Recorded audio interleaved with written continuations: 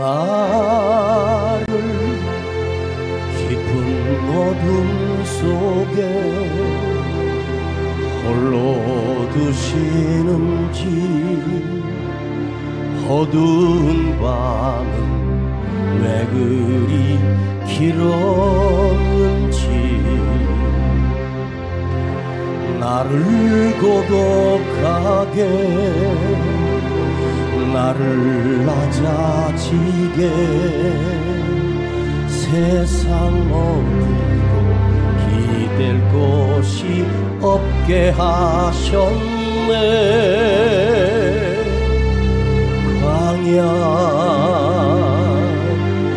광야에 서 있네. 주님만 내 도움이 되시고, 주님만 내 빛이 되시는, 주님만 내 친구 되시는 광야. 주님 손 놓고는 단 하루도 살 수 없는 것,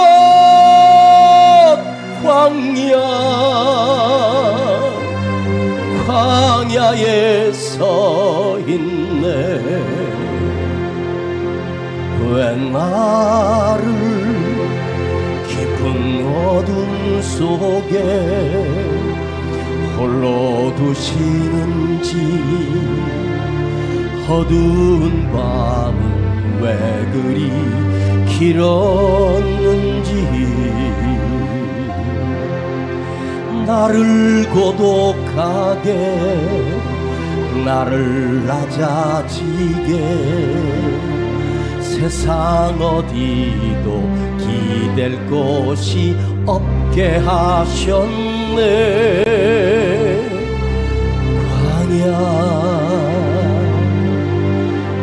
광야에 서 있네. 주님만 내 도움이 되시고, 주님만 내 빛이 되시는, 주님만 내 친구 되시는 광야. 주님 손 놓고는 단 하루도 살 수 없는 것, 광야.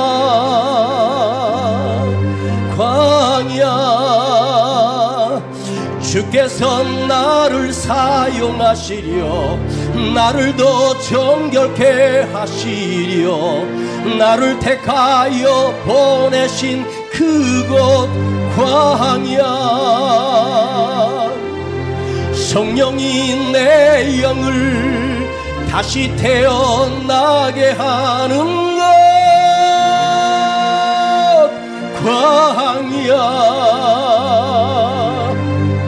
광야에 서 있네. 광야에 서 있네.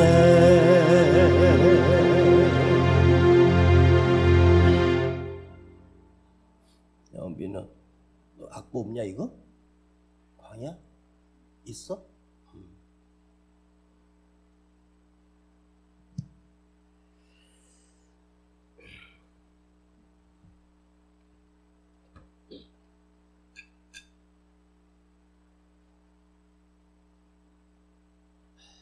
할렐루야.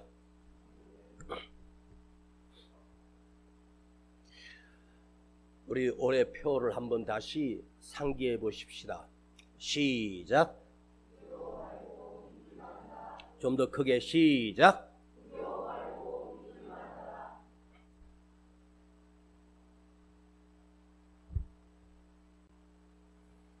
따라하겠습니다. 빈들에서 임한지라. 시작.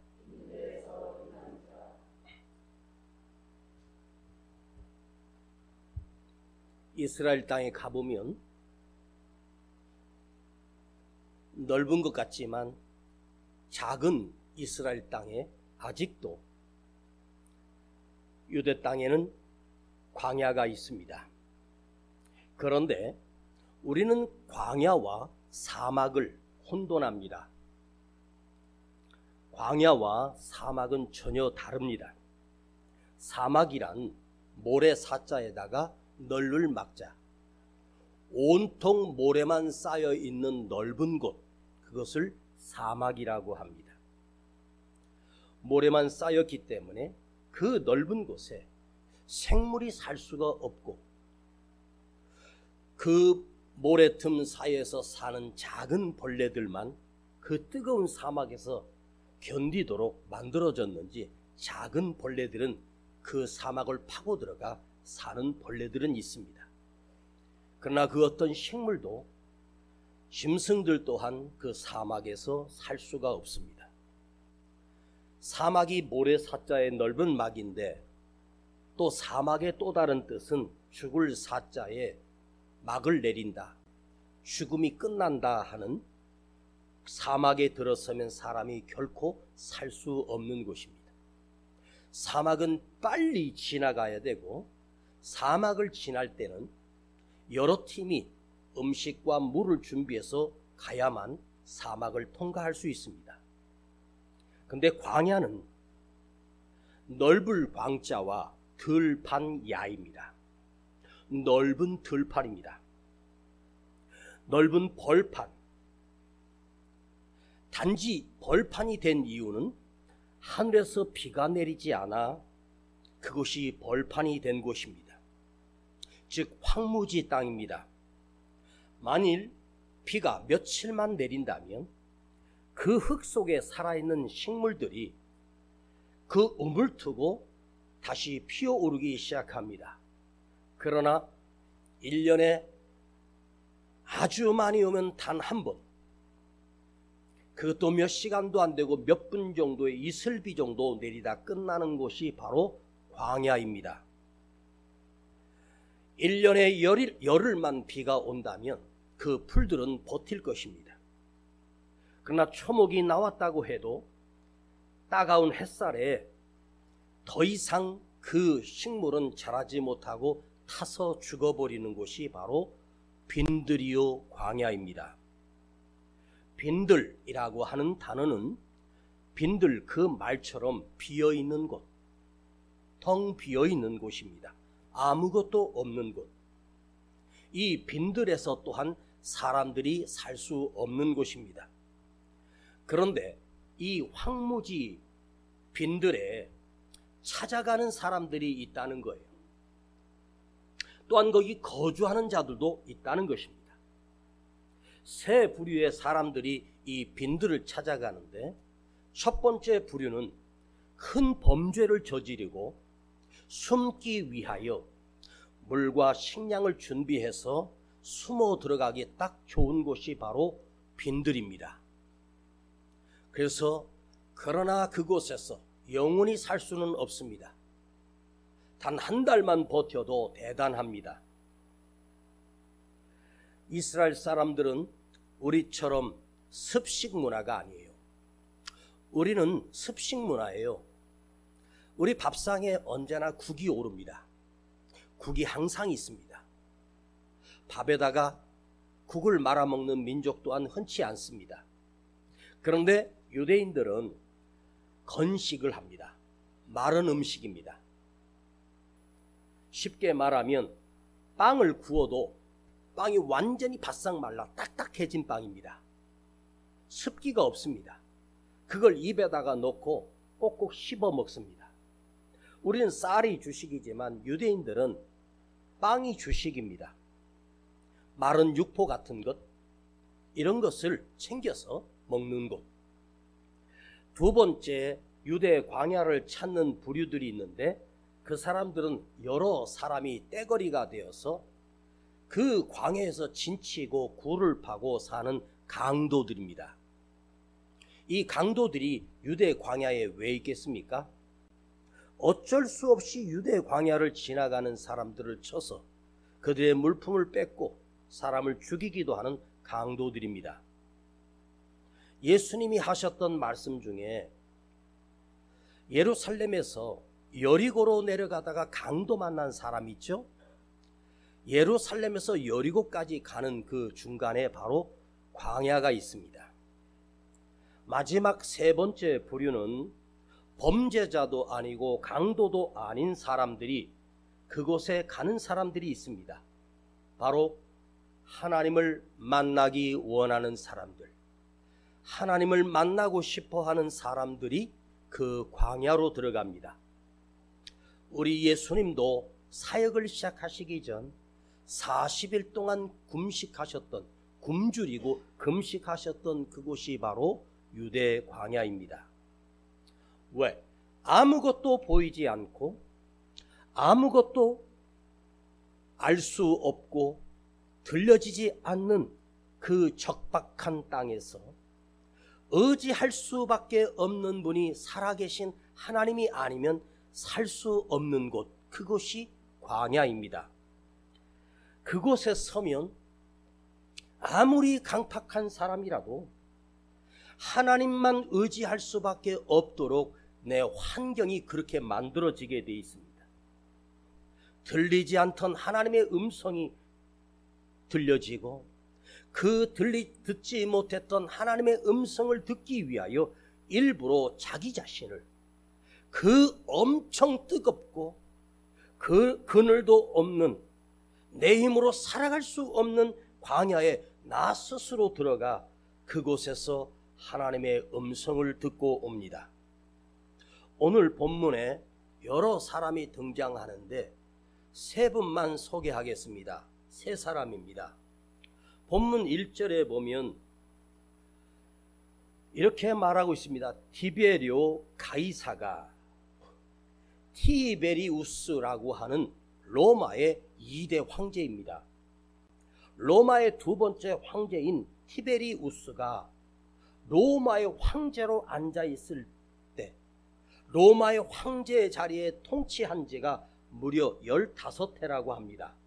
15년 동안 로마의 황제 자리에 앉아있는 티베리우스, 그 당시 로마 황제는 그 지중해 전역을 다 점령한 강대국이었고 어마어마한 땅을 차지하고 있는 위대한 권력이었고 힘이었습니다. 그 강력한 군대와 힘으로 무려 15년을 넘도록 통치했던 티베리우스, 로마의 황제입니다. 그가 황궁에서 각 지역에 총독들을 파송하고 그 총독과 함께 그 점령지에는 5천에서 10,000명의 로마 군대를 파송해서 그 지역을 관리하게 됩니다. 당시의 그 지중해는 사실 지구로 보면 한 기퉁이지만 그 당시에 로마 황제가 다스렸던 땅은 전 세계를 다스린다고 생각했을 것입니다. 두 번째 인물이 나오는데 본디오 빌라도가 티베리우스의 임명을 받아 유대 땅의 총독으로 옵니다. 당시 빌라도가 유대 땅을 점령하고 지배할 때 그 수하의 군대가 6천에서 10,000명 정도 되었다고 합니다.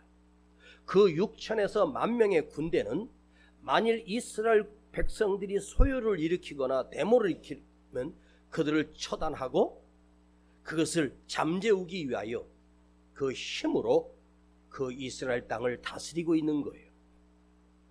세 번째 인물 하나가 있는데 안나스와 가야바입니다. 원래 대제사장이 안나스인데 안나스에게는 아들이 없었습니다. 딸만 있었습니다. 그리고 사위로 가야바를 얻어서 자기는 뒤에서 통치하고 가야바를 앞세워 대제사장으로 이스라엘 민족들을 다스리는 제사장입니다. 안나스는 로마 황제에게 어마어마한 뇌물을 바치고 그 지역을 다스리는 헤롯 분봉왕, 그 분봉왕들을 바로 안나스가 임명을 하는 거예요. 그러니까 헤롯 왕도 안나스 앞에 고개를 숙일 수밖에 없습니다. 왕도 세웠다가 죽였다 할 수 있는 권력을 가진 대제사장의 권력입니다. 그 대제사장들의 권력이 얼마나 컸냐면 이스라엘 백성들이 살고 죽는 것까지 좌지우지할 수 있고 그 안나스와 가야바가 마음을 먹기만 하면 예수를 십자가에 못 박아 죽일 수도 있고, 또 예수를 십자가에 못 박아 죽인 자가 바로 가야바입니다. 그런데 오늘 한 귀절의 말씀이 있습니다. 오늘 2절에 보면 하나님의 말씀이 빈들에서, 하나님의 말씀이 이 광야에서 요한에게 임한지라. 여기 요한은 세례 요한을 의미합니다. 하나님의 말씀이 그 벌판에 서 있는 세례 요한에게 임한지라. 하나님의 말씀이 임한지라. 여러분, 하나님의 말씀은 로마 황제에게 임한 것이 아닙니다. 총독 빌라도에게 임한 것이 아닙니다. 막강한 권력을 가지고 있는 대제사장 안나스나 가야바에게도 임하지 않았습니다.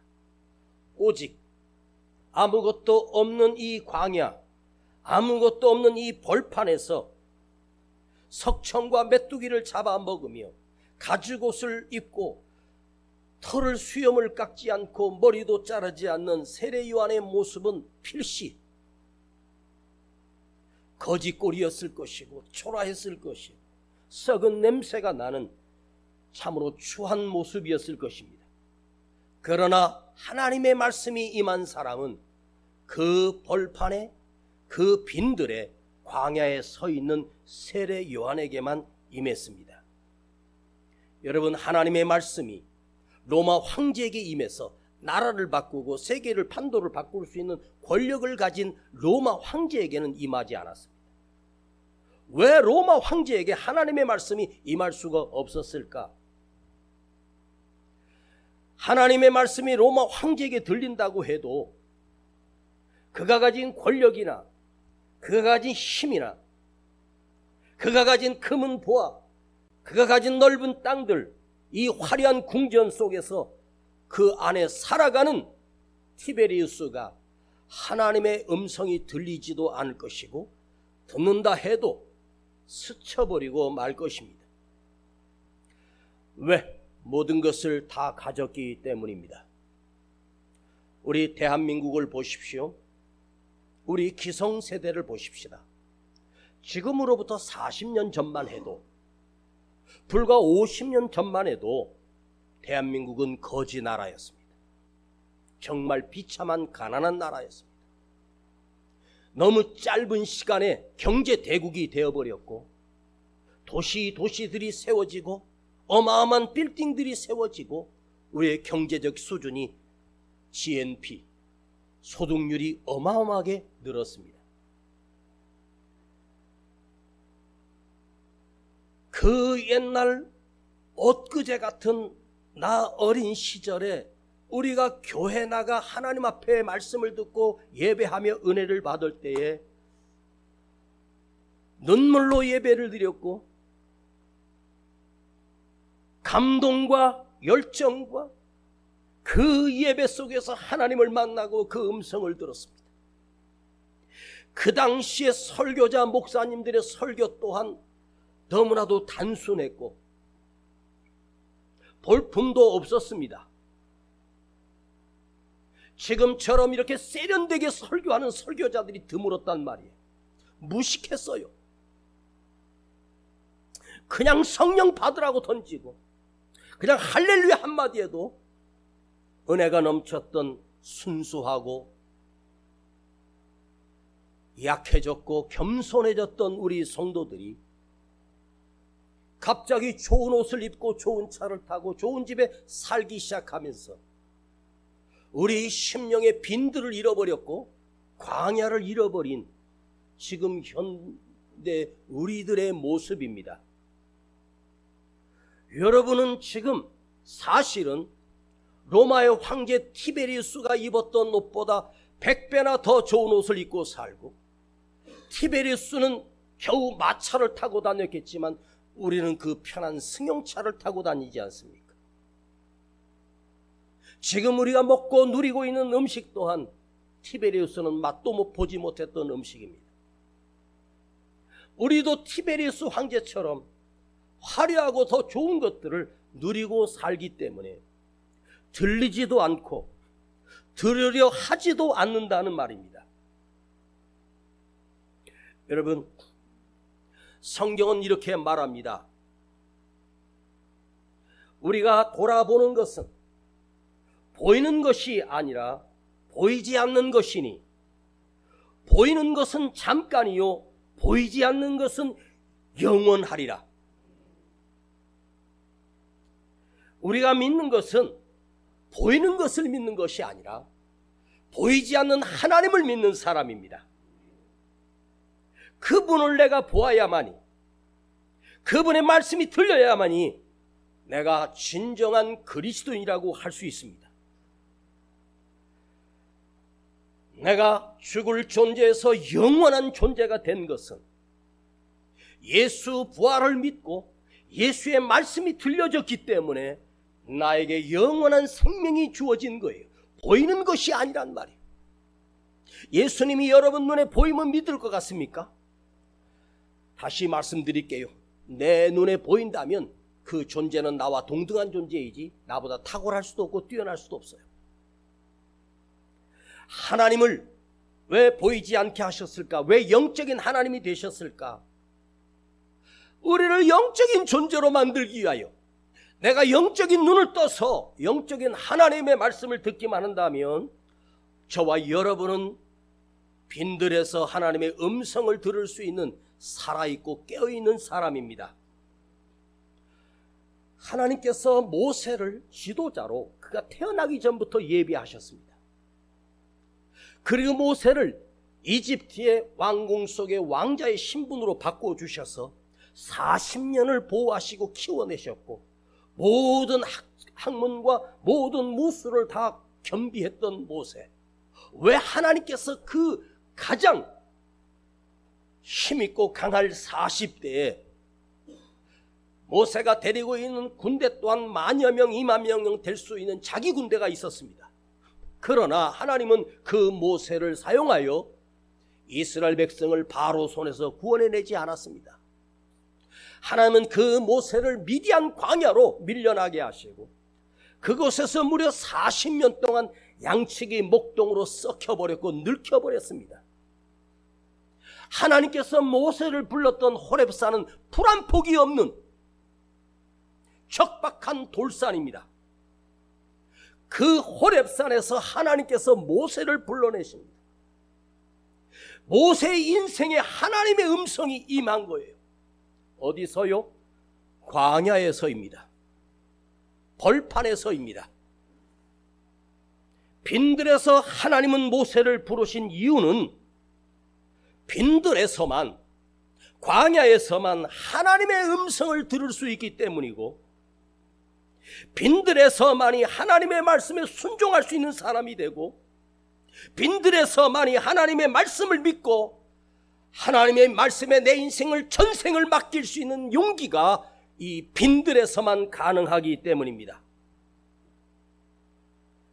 사무엘 선지자가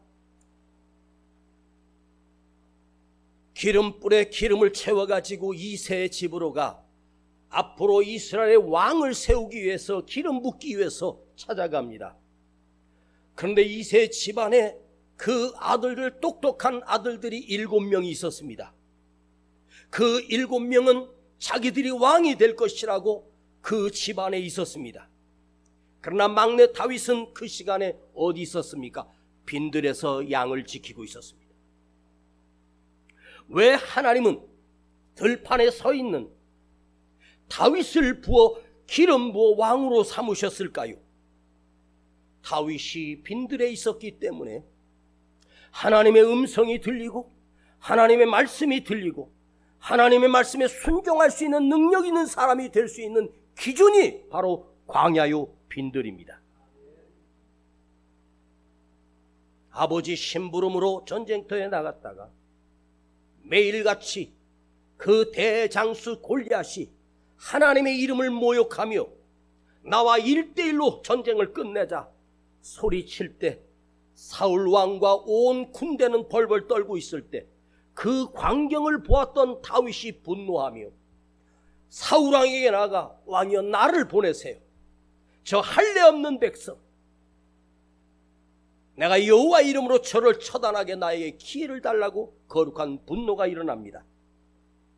여러분, 골리앗이 이스라엘 백성을 모욕할 때 다른 사람은 골리앗만 보고 두려워했는데 다윗은 어린 나이지만 두려워하지 않을 이유는 무엇이었습니까? 그가 빈들의 사람이기 때문입니다. 광야의 사람이었기 때문입니다. 하나님을 모욕하는 그것에 분노가 일어났습니다. 그는 들판에 살았기 때문에 매일매일 하나님을 만났고 하나님의 음성을 들을 수 있었습니다. 여러분, 성경이 하나님의 능력이 있는 하나님의 선지자들, 하나님이 사용하셨던 주의 종들, 특별히 엘리야 같은 위대한 선지자, 하늘에서 불을 내리고 물을 내리고 흉년에서 하늘을 가르시고 어마어마한 능력을 행했던 엘리야. 그런데 성경을 보면 사실 엘리야는 도시 사람이 아닙니다. 디셉 사람입니다. 디셉 사람 엘리야라고 나옵니다. 디셉이라고 하는 것은 요단들이 있는데 요단들에서 동쪽으로 산악지대에 들어가면 그 산악지대 중에서도 아주 산골짜기, 정말로 손바닥만한 동네, 벽촌에 사는 아주 촌놈이었습니다. 촌구석에 사는 엘리야를 하나님이 불러내서 위대한 하나님의 선지자로 사용하셨습니다. 왜요? 엘리야는 빈들의 사람이었기 때문에, 광야에 살았기 때문입니다.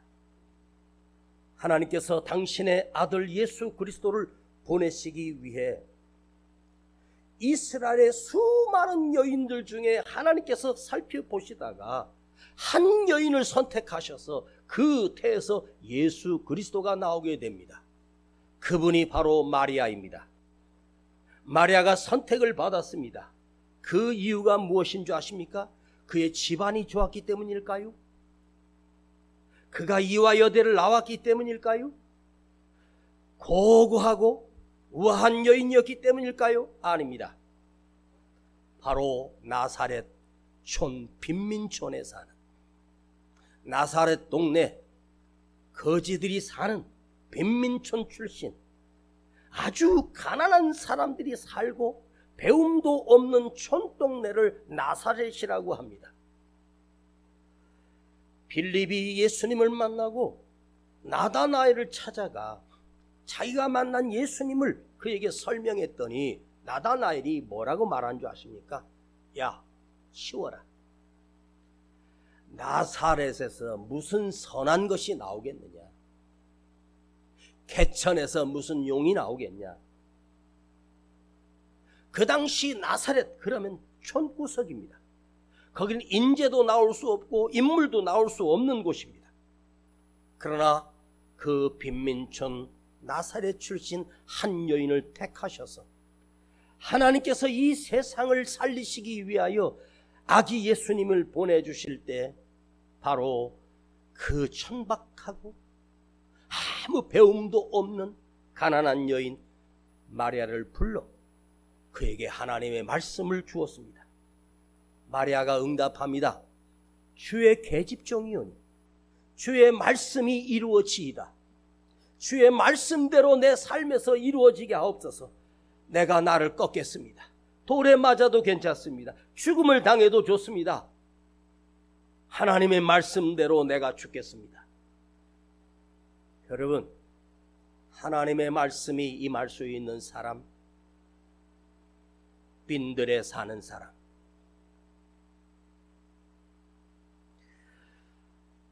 하나님께서 그 어린 마리아와 눈을 바라볼 때마다 그 어린 마리아는 시선을 들어 하나님을 응시하고 하나님을 바라보았을 것입니다. 하나님이 눈을 마주치는 사람, 여러분의 시선이 이 빌딩 숲에서, 이 좋은 도시에서 살아가고 있을 때 그대의 눈이 삶의 한순간순간마다 하나님과 시선을 맞추고 사십니까? 내가 바라보는 것이 아니라 먼저 하나님이 나를 바라보고 계시는데 내가 하나님과 시선을 맞추질 않아요. 단 일주일에 한 번 나와서 짧게 드려지는 이 예배 잠깐 스치고 가버리지. 내일 내가 먹을 것, 살 것, 뭘 장만할 것, 뭘 마련할 것, 이것이 내 삶의 중요한 것이 되었지. 우리는 교회라고 하는 형태 속에서 건물을 갖추고 의자를 놓고 강대상을 놓고 목사가 목이 아프도록 아무리 설교를 해도 여러분은 이 시간도 하나님과 눈을 맞추지 않습니다. 왜? 그대는 도시 사람이기 때문에, 가진 것이 많기 때문이고, 아직도 내가 건강하기 때문에 하나님과 시선을 맞출 이유가 없는 그런 강팍한 인간입니다.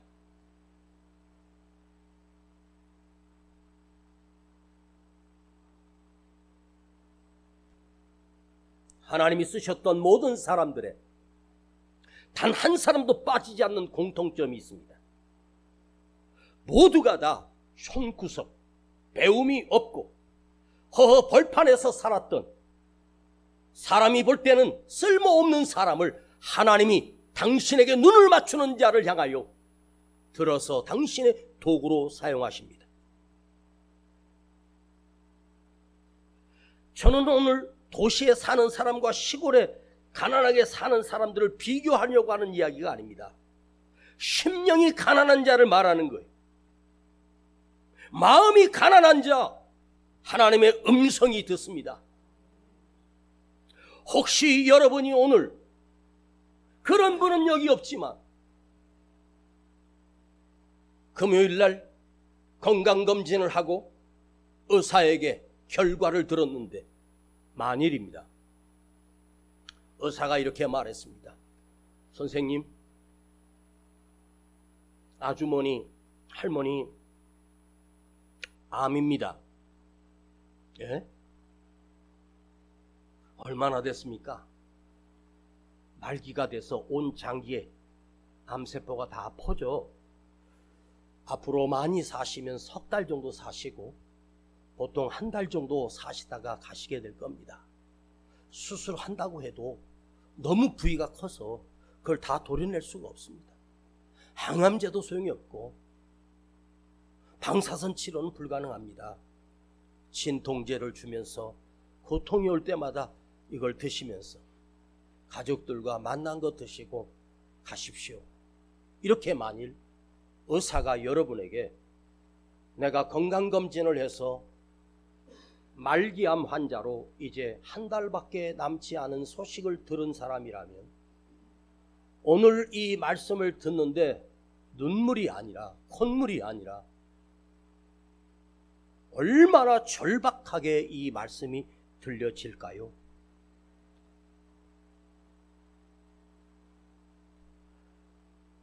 들판에 있던 세례 요한에게 하나님의 말씀이 임한지라. 빌라도 총독을 중심으로 로마에서 파송했던 군대 숫자가 6천에서 10,000명입니다.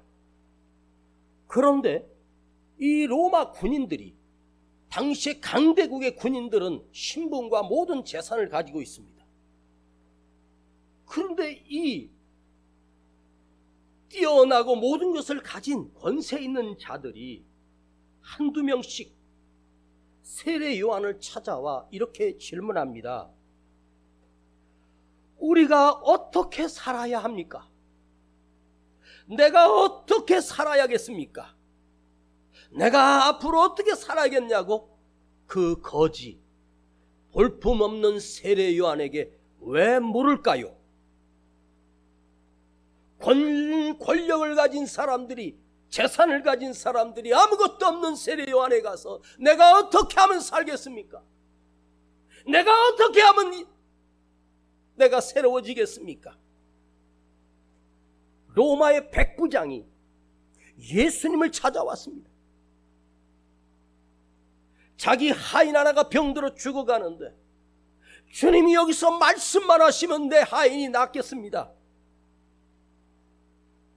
그 백부장이 단지 자기 하인 하나를 살리기 위함이 아니라 그 벌레 같고 짐승하고 똑같은 존재인 그 하인 하나가 죽든 살든 뭔 관심이 있어. 근데 그 하인을 자기 아들로 생각하고 자기 친구로 생각하며 그 죽어가는 하인 하나 죽어도 백부장에게 하인이 당시에 7, 80명 그거 하나 죽는들 눈 하나 깜짝하지 않습니다. 그런데 그 생명을 살리기 위해서 자기 자존심을 버리고 예수님께 나와요. 여기서 말씀만 하시면 살겠나이다.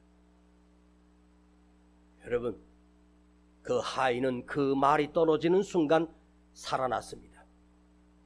그런데 사실은 백부장이 예수를 만났을 때 백부장이 먼저 살아났습니다.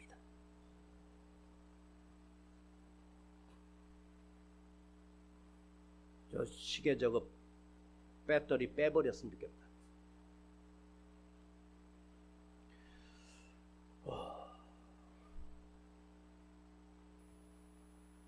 오늘 제가 부활절 우리 세 번째를 맞는 주일에 진심으로 여러분에게 말씀을 나누기 위해서 말씀을 준비했습니다.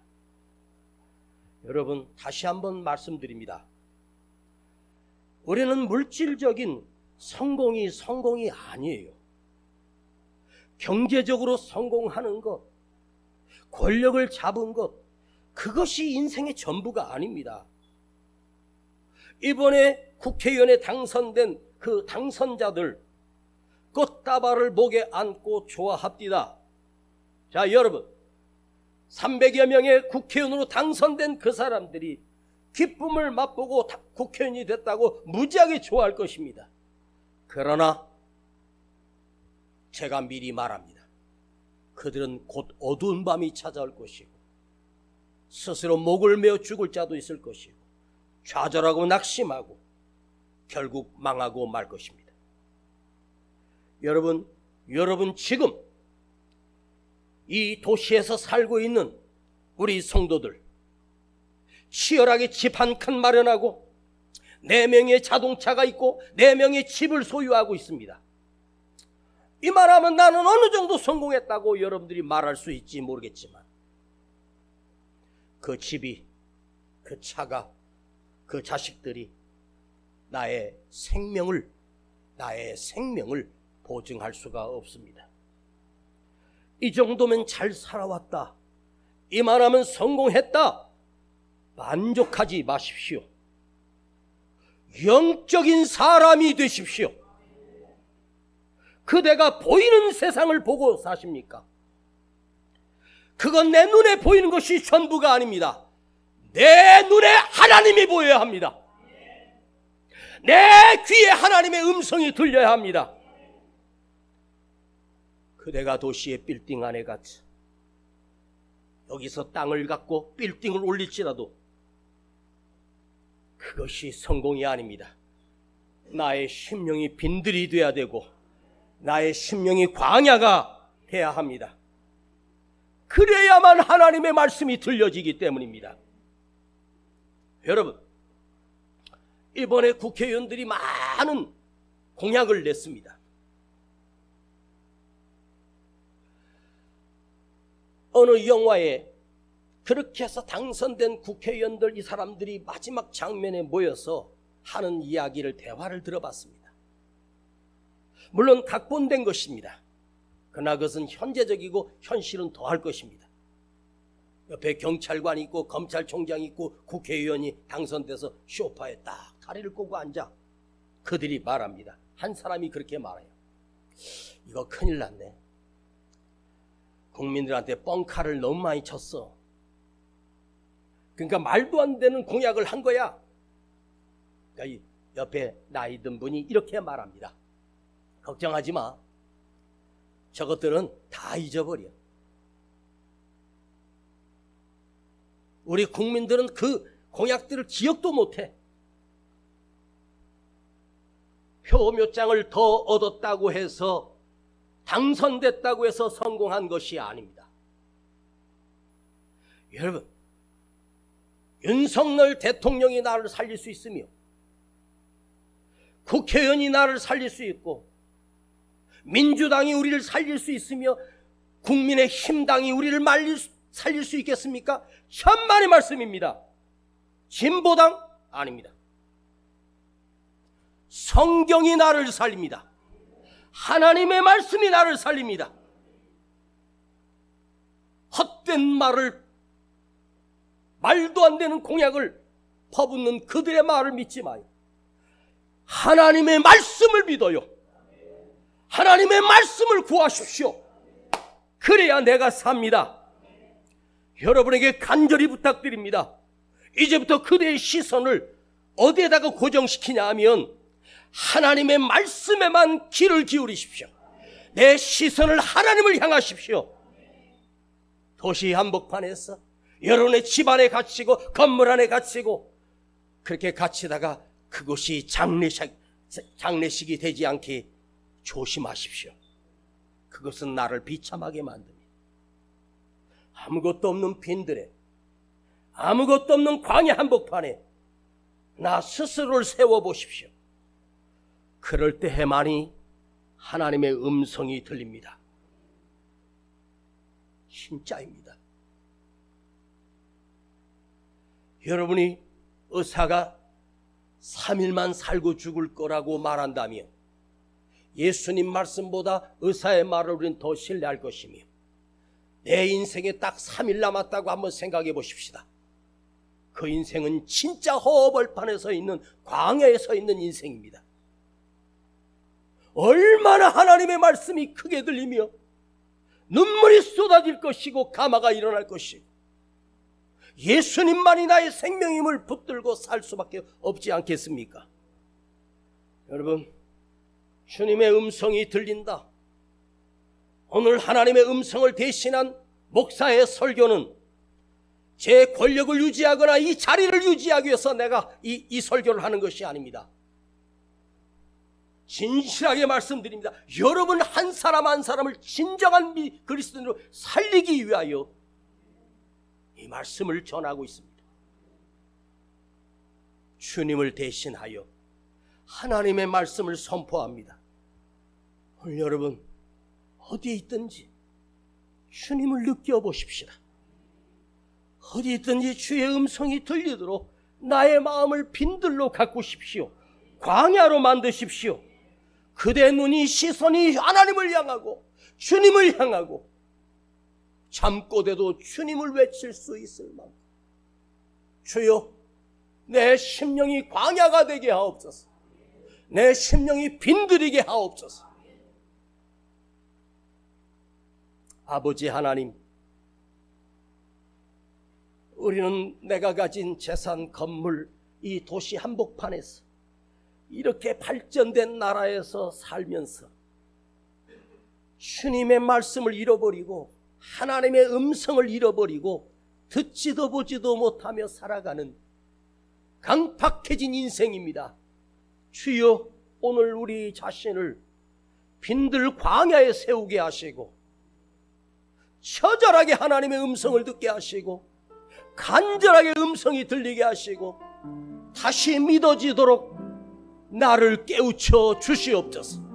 나를 가르쳐 주시옵소서. 우리 주 예수 그리스도의 이름으로 기도하옵나이다. 아멘. 웬날 깊은 어둠 속에 홀로 두시는지, 어두운 밤은 왜 그리 길었는지, 나를 고독하게, 나를 낮아지게 세상 어디도 기댈 곳이 없게 하셨네.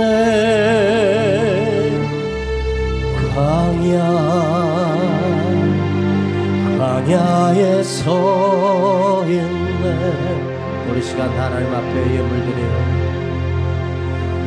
왜 나를 깊은 어둠 속에 홀로 두시는지 어두운 밤은 왜 그리 길었는지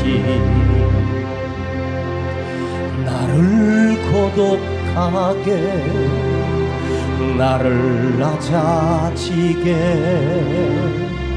세상 어디도 기댈 곳이 없게 하셨네. 광야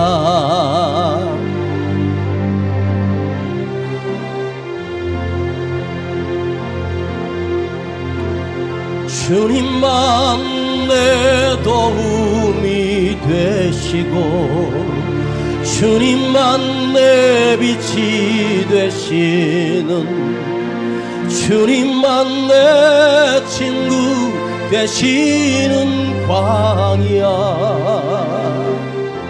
주님 손 놓고는 단 하루도 살 수 없는 것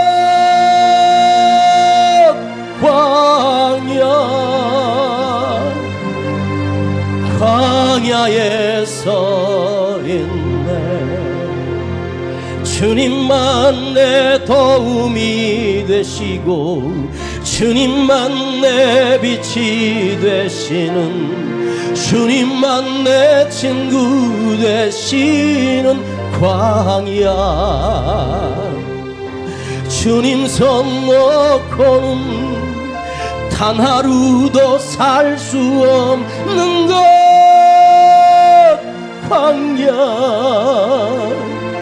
광야에 서 있네. 주께서 주님만 내 도움이 되시고 우리 다 같이 일어나요.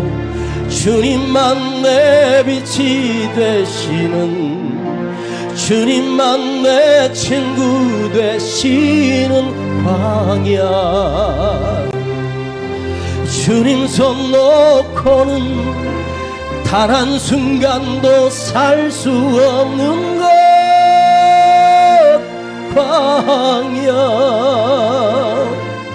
광야에 서 있는 우리도 손 높이 들어요.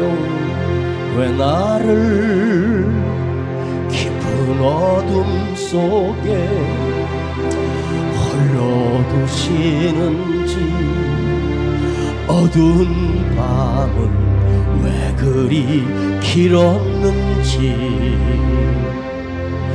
나를 고독하게 나를 낮아지게 세상 어디도 기댈 곳이 없게 하셨네.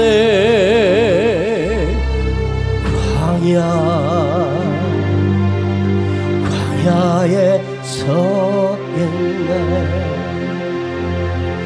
주님만 내 도움이 되시고 주님만 내 빛이 되시는 주님만 내 친구 되시는 광야 주님 손 놓고는 단 하루도 살 수 없는 것 광야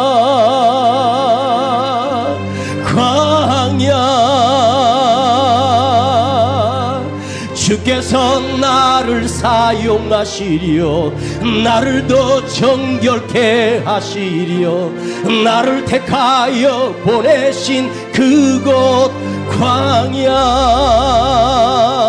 성령이 내 영을 다시 살게 하는 곳 광야 성령이 나를 다시 태어나게 하는 곳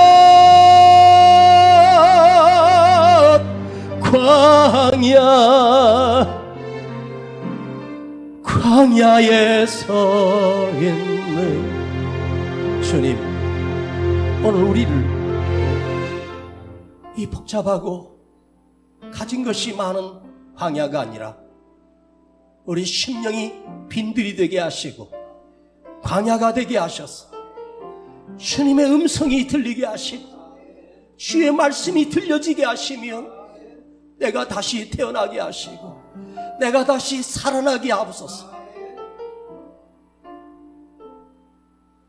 여러분, 교회가 사실은요, 겉으로만 보여주려고 화려하게 하다가 우리의 속은 텅 비어버렸고 죽어버렸어. 여러분이 여기 한번 예배드렸다고 천국 가는 거 아니야. 지금 말씀 듣고 은혜 받았다고 천국 가는 거 아니야. 주의 음성이 들려야 되는 거야. 주여, 내가 광야에 서게 하시고 빈들에 서게 하시며 주의 음성이 들리게 하옵소서. 주여 부르고 기도합니다. 주여 아버지, 이곳에 임하여 주시옵소서. 성령님이 나를 다시 회복시켜 주시고 주의 말씀이 다시 들려지게 하시고 주의 음성이 들려지게 하시고 내가 다시 태어나게 하시고 깨어나게 하시고 살아나기를 원합니다.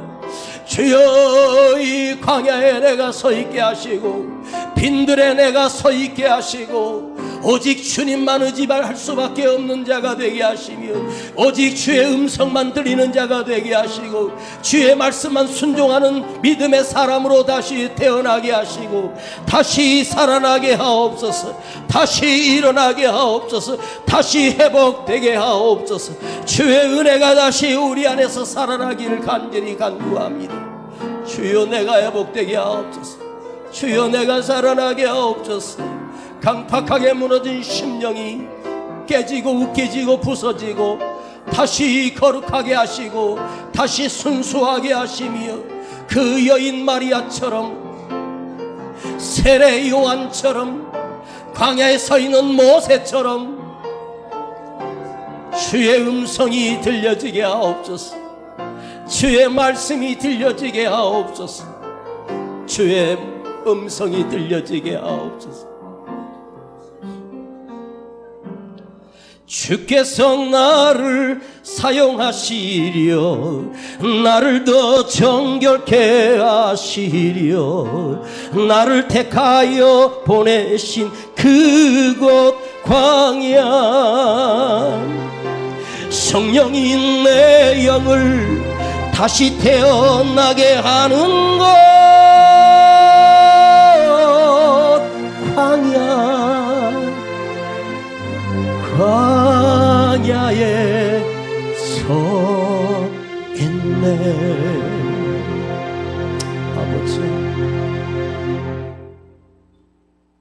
우리 예배가 나만의 예배가 되지 않게 하시고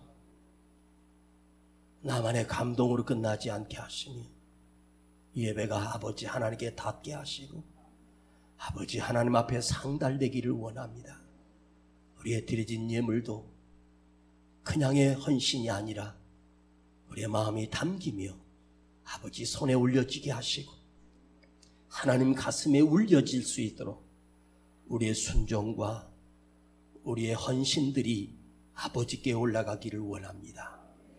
주님, 오늘 우리를 다시 회복시켜 주시고 우리 심령이 빈들이요 광야가 되도록 나를 깨우쳐 주시옵소서. 지금은 우리 구주 예수 그리스도의 은혜와 아버지 하나님의 놀라우신 사랑하심과 성령님의 감화감동 충만 내재 교통하심이 우리의 심령이 빈들이 되어 주의 음성을 듣기를 원하며 주의 말씀에 순종하기로 결단하는 우리 모든 성도들 그 머리 위에 그 가정과 자녀들 위에 이제로부터 영원토록 함께 계실지어다. 아멘.